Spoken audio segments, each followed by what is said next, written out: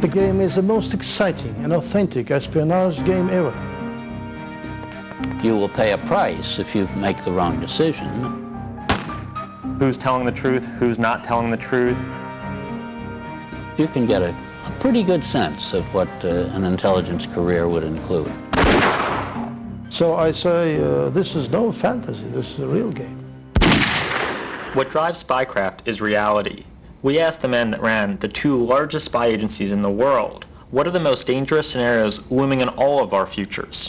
The future of Russia is the most important foreign policy problem we face. Russia is in a very difficult stage today of development. It's undergoing a tremendous transformation. Spycraft, the great game, creates an entire world of espionage that goes well beyond just a computer game. We designed a lot of the puzzles around actual tools that the CIA uses. Every single puzzle, every single decision that the player makes in Spycraft, the great game, is taken right out of Colby and Kalugin's careers. The great game confronts the player with real-life scenarios and decisions.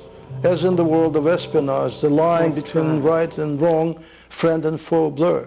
What we tried to do in Spycraft, and I think we've been successful, is create all the cool gadgetry and tension of a Tom Clancy novel, all the richness and texture of a John le Carre novel, but with one big difference. You are a CIA operative in this game. You are the star of a great spy thriller.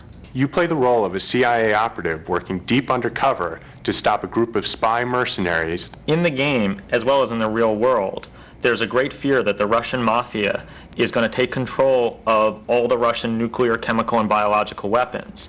But in order to do that, they need to manipulate the Russian election coming up in 1996. So if there's a link between the Russian mafia and the Russian election and these ex-rogue spies, it becomes a top piece of order for the CIA. That's where the player enters the story. In Spycraft, Colby and Kalugin appear as themselves.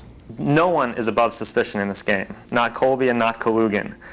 Okay, Birdsong's intel is now A+, which means the president is in real danger. So the player's goal is to make heads or tails out of who's good, who's bad, what's going on in this world. Thorne, it's Warhurst. We've got a situation. We're building the team. You're on it. In this game, you can actually take your investigation online.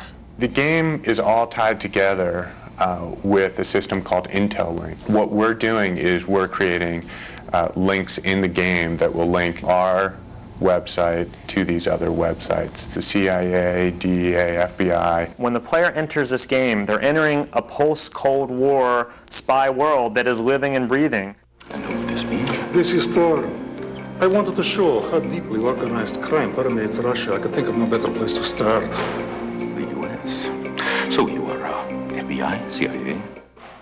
And they're never going to be quite sure what is pre-rendered, what we've designed, and what is actually real and happening in the real world. So when you log on, we'll be changing the news stories that you're getting to reflect what's actually going on in the world. I think the online component will give the whole game an extra sense of realism. We wanted to come up with a type of interactivity that was new, and the result is, I think, the biggest, richest game that has ever hit a CD-ROM. The country's counting on you. God bless and good luck.